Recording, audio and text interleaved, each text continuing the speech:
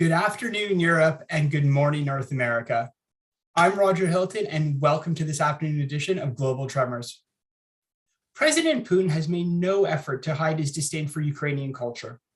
Sadly, both his insecurity and his position has been matched by military action, where Russian military efforts have intentionally targeted museums and other Ukrainian cultural sites. Live from Venice, Catarina Buchatskiy, co-founder of the Shadows Project, joins us to discuss why Ukraine's cultural response is as important as the military one, how her organization and Ukrainian society is preserving its most cherished buildings and works of art, and how the international community can contribute to this critical effort. Catarina, welcome to Global Tremors. Thank you. Thank you for having me. So Catarina, before we get started, we were speaking a little bit on air and you're in Venice. So keeping with our cultural angle, do you want to just tell us what you're doing in Venice at the moment? Yeah, absolutely. So right now, this week in Venice is the annual Biennale in Venice, where artists from all over the world have exhibitions of their work. And this year in particular, obviously, the Ukrainian pavilion at Venice is particularly important. And the Ministry of Culture in Ukraine, as well as the Ukrainian President's Office, is hosting a collateral event called Ukraine Defending Freedom. That's later tonight that Shadows Project will be attending. And there will be works on exhibit from all sorts of museums across Ukraine that have been evacuated from the country. And so we're going to be there to see the works in person and to participate in the Ukrainian pavilion. Oh, Catarina, thank you so much for fitting us in, and best of luck this evening in Venice. So for all of our viewers out there, normally we get started with a few news items, but given that we're focusing on the cultural aspect today, I think we're going to do things a little bit differently. I'm going to outline very quickly some of the 53 damaged or destroyed sites throughout Ukraine, according to UNESCO. So this list is not extensive, but it's just sort of the highlights of what the Russian armed forces have done. So for everybody, the Ivankiv Historical and Local History Museum and its collection of folk art and paintings by the self-taught artist Maria Primachenko has been destroyed.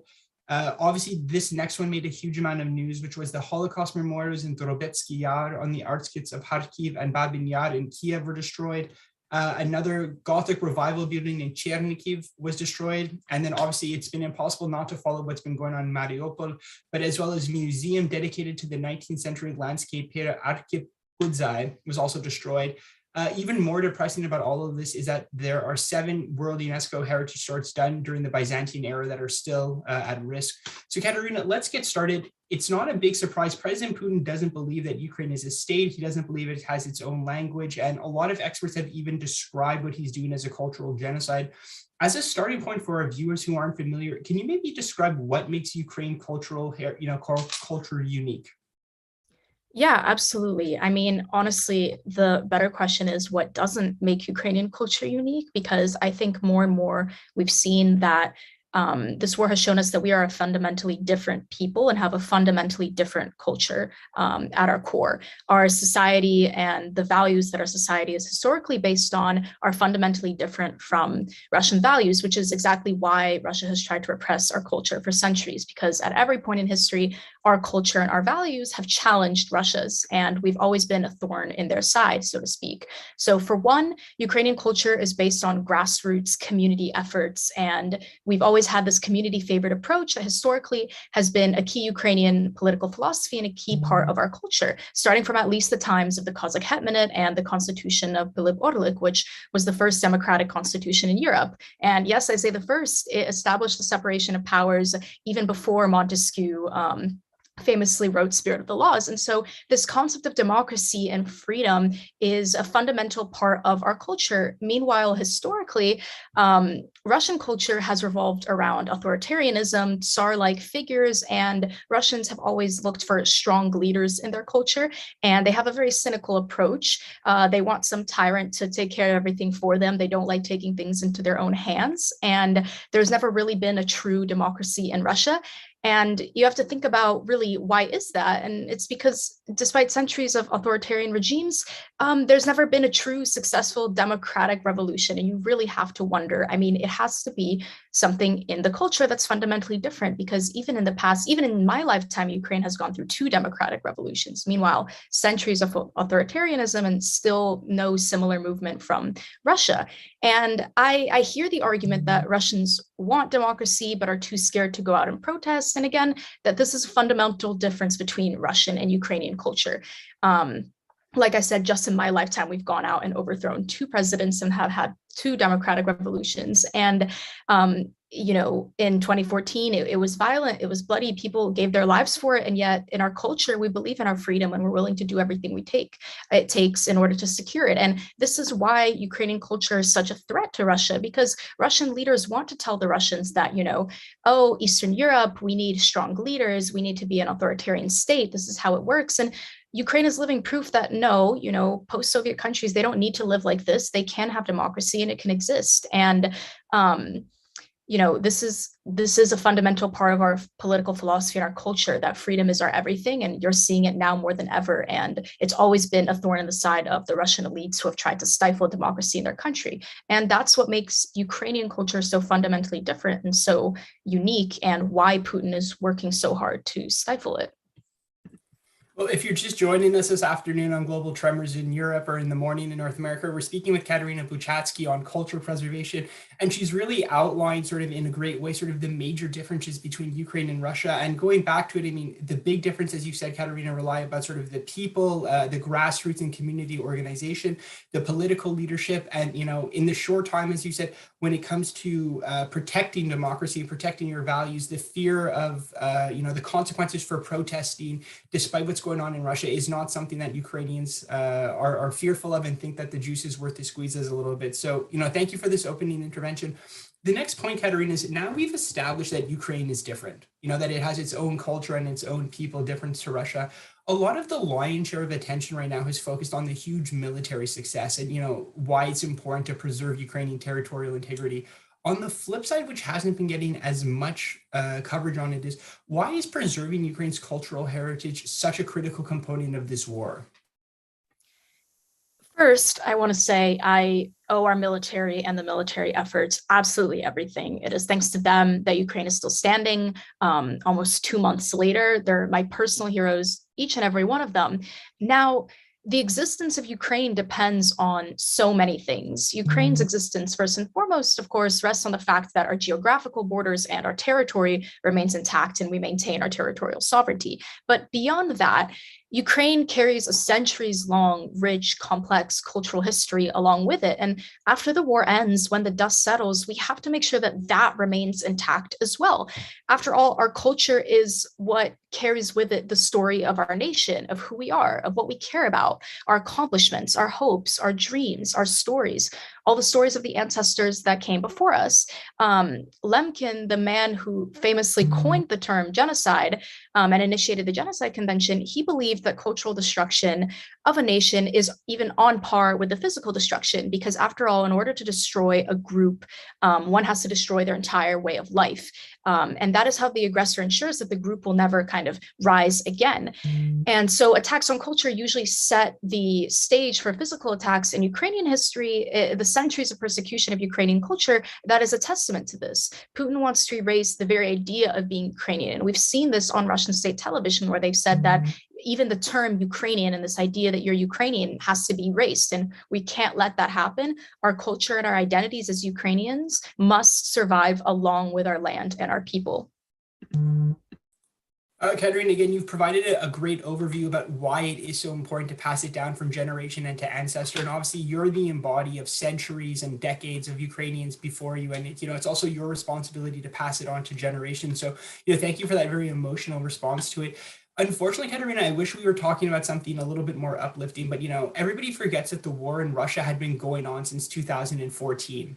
And that Russia's attempt to sort of erase Ukrainian identity dates back even farther to that. But more recently, it took place in 2014, where after their illegal annexation of Crimea, they even went about trying to erase all of the identity of the Crimean Tatars and any idea sort of the Byzantine presence in it.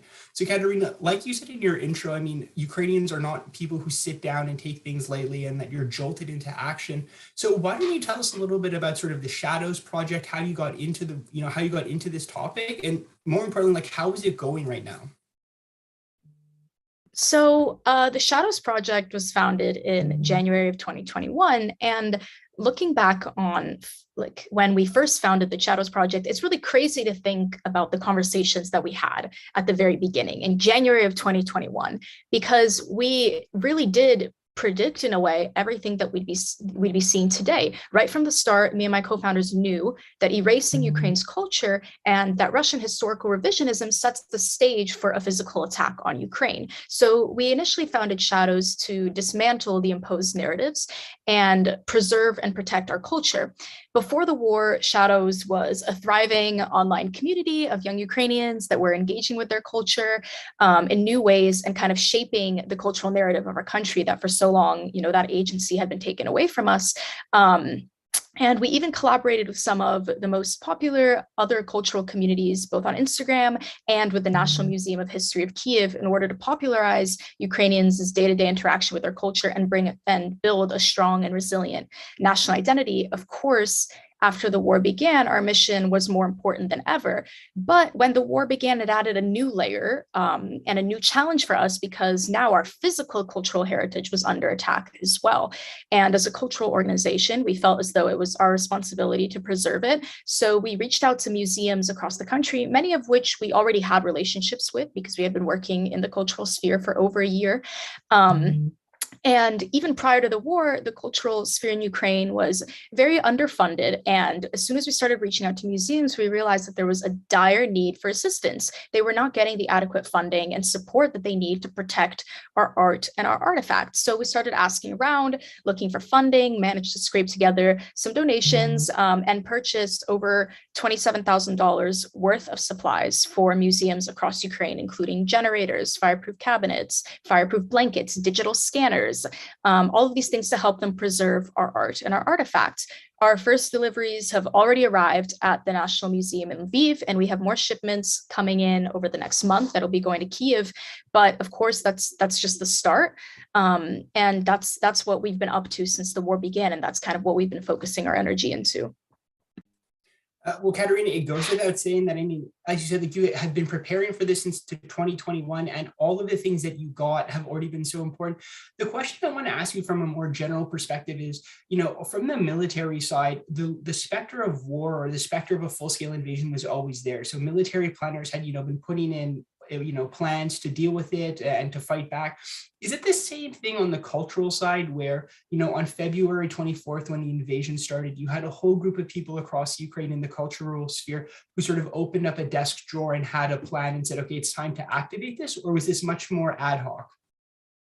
It was much more ad hoc. I can't speak for every single cultural institution and every single museum. I think they all dealt with it differently, but we definitely see from working with these museums that there was absolutely not kind of a preemptive, competent backup plan, because we're in a place right now where dozens of museums across the country are reaching out to us saying they desperately need even the most basic of supplies. And so I think that it's difficult because, even before the war, Ukrainian museums were underfunded. So how can you be putting funding towards a post-war plan if even pre-war, you have things you need to take care of? And so I think that we're seeing now this kind of scrambling to get this together, to the point where some museums are reaching out asking if we can get them rolls of tape.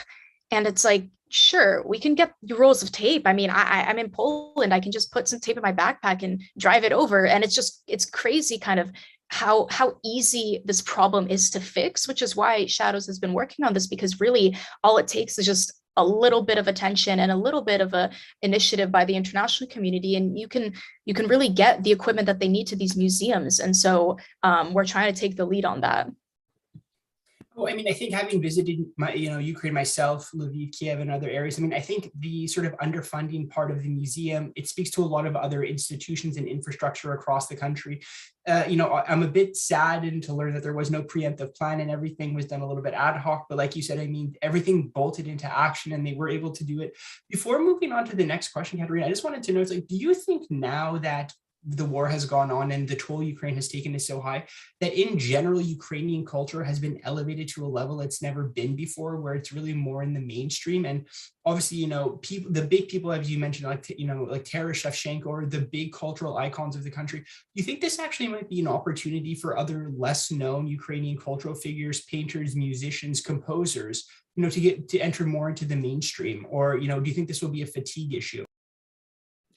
I 100% think that, we've seen Ukrainian culture elevated and it's been given a platform like never before, that we absolutely, have to use this opportunity to get our voices out there as much as we can. And I do think that a lot of these cultural issues, Ukrainians have really been battling for, the last 3 decades of independence. And yet, because people didn't really understand the threat in the same way that we did, people didn't really care if a Ukrainian artist was labeled wrong, because people really just thought, if Ukrainian artist is labeled wrong as Russian, what's really the problem? I mean, they're brotherly nations. People really didn't understand the urgency. And now more than ever before, people are having this moment that we've been having, that we've been shouting, almost seemingly shouting into a void, saying, guys, this is really harmful. It's a dangerous rhetoric. And finally, people are starting to think, oh, wow, we understand why, and we understand the damage. And so this is an opportunity like never before to really kind of finally get our voice out there and take control of our narrative, because this is the chance that Ukraine has to shape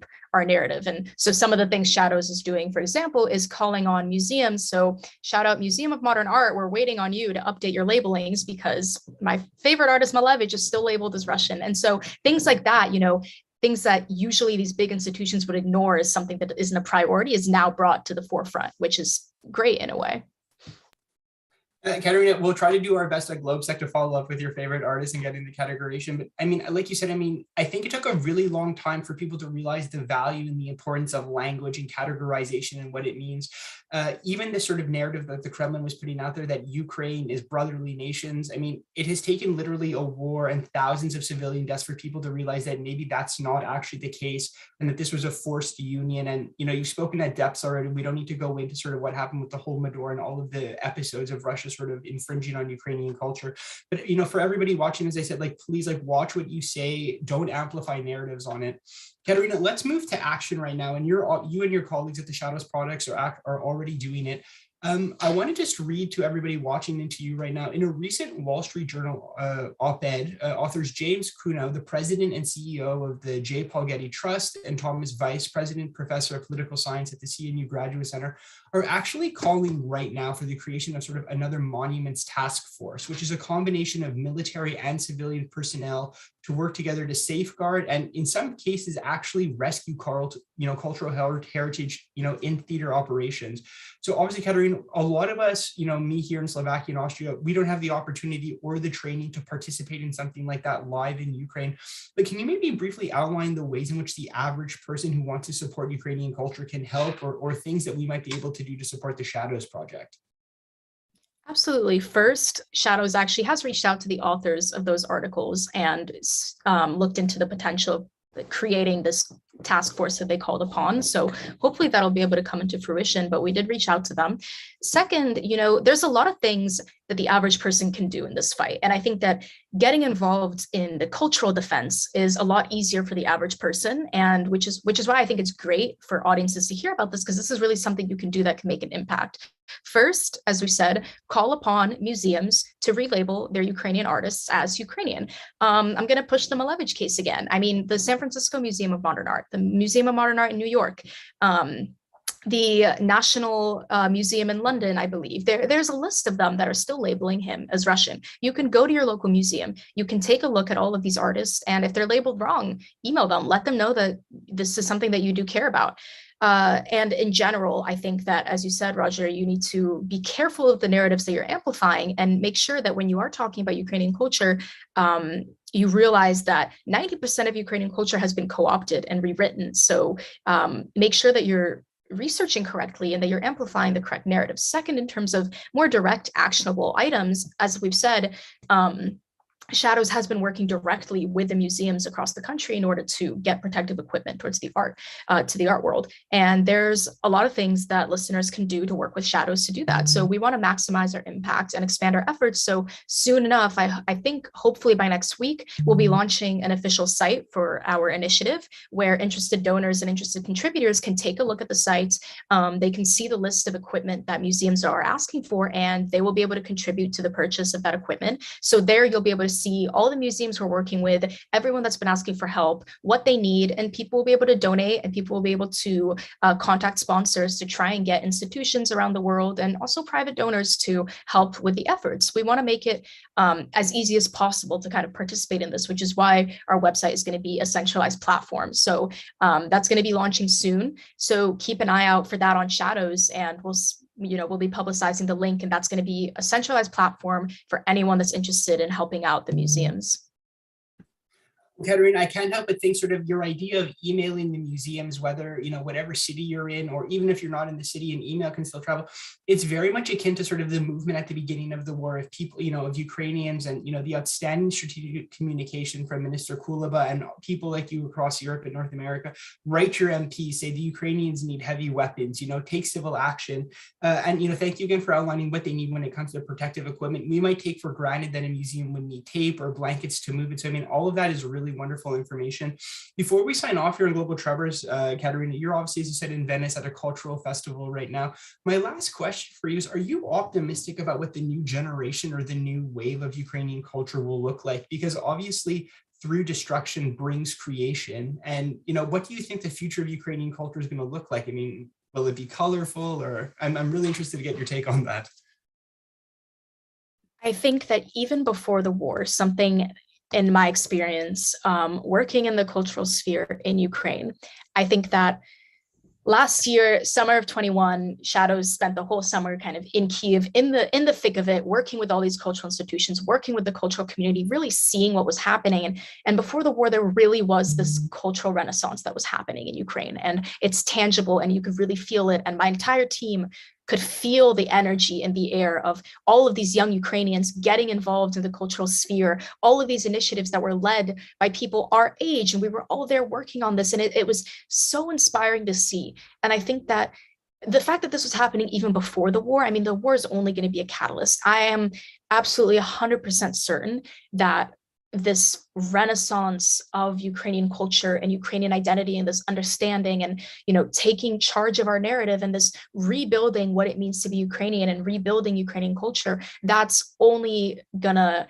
kind of double down after the war. And all of these young Ukrainians that were already working in this sphere, they're going to have gone through a war. They're going to be more motivated than ever. And I can't wait to see the kind of renaissance and rediscovery and reimagination of Ukraine that's going to happen after the war, because I have 100% confidence that it's going to come out of this more beautiful than ever. And kind of it's such an inspiring culture, and the people are the type of people that really take everything into their own hands. So I guarantee you, people are going to be rebuilding in a way that's going to bring it back better than ever.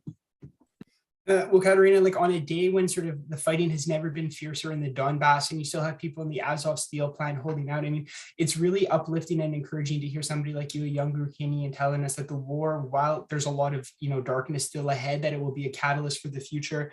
Maybe we can go and start doing all of this after we go finish the Moscow on our scuba diving tour in the Black Sea. So as we sign off here on Global Tremors, Catarina, do you have any last remarks or closing statements? No, I think I talked about everything that I want to talk about, but thank you everyone for listening. All right. Well, anyways, for all of our viewers, thank you so much. We'll be back next week. We're still waiting to lock down our last thing. So one last quote for everybody as we leave with Catarina from that same Wall Street Journal article. Whenever you're just thinking about culture, also think about the 19th century German poet Heinrich Heine, who said, where they burn books, they also burn people. So Catarina, thank you so much for joining us. Slava Ukraina. And we can't wait to sort of hear some updates in the future on the Shadows